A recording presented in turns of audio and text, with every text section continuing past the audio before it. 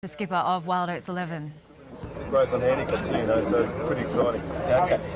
Controversial, mate, from the start. But of course, you always say the battle's out at sea, but there was a lot of controversy going around. Were you aware of it? Were you on top of it? Did you have some narration on it? Absolutely. Look, we're very passionate about the sport and the whole industry, and there's been a lot of controversy. So I'm sure a lot of good stuff was happening while we were out at sea. But for us, it's all about being at sea and winning on the water, and it's just the way Bob and myself and the whole Wild Oats team are. And the controversy doesn't affect us at all, mate.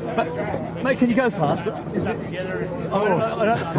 Bob says yes, so yes, you're going faster. Yeah, that's it, basically. Absolutely. But, look, if we had the conditions, the nor'easter the whole way here, we would have been here, 12 hours ago. It's just the way it is. But I wasn't ready for you 12 hours ago. No, that's right. It's just one of those things. Sydney Hobart's just one of those races that you saw at the finish here. It's a very testing event. The Derwent River is very, very testing, and it can add hours and hours to your time to Hobart. So, but it's fun, it's half the fun. And you look fresh, mate.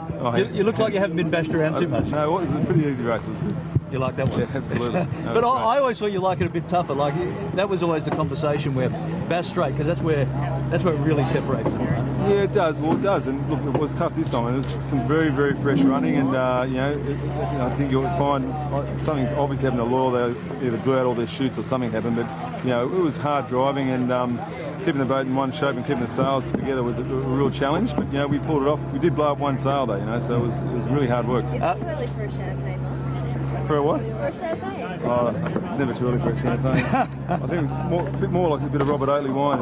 Oh, come on. Look at you in front of the live media, Robert Oatley wine. And maybe a rum or something. That's it, yeah. When does the campaign start? A bit of a rest now, mate, or do you actually start planning and getting the campaign on track for next year? Because I know they're big campaigns. They are big campaigns. We'll enjoy today, and I'm sure we'll be talking about it this afternoon. In terms of sailing out of the heads first out and quicker than normal, how was that?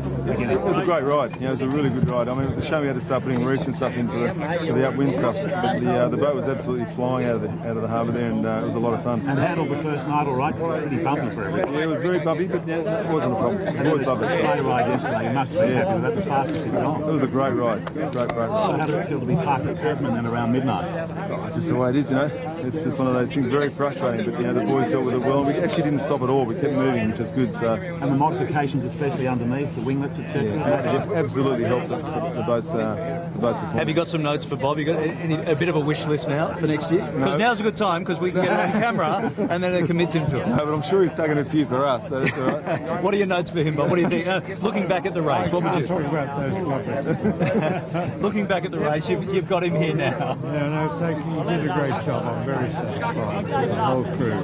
Marvellous people.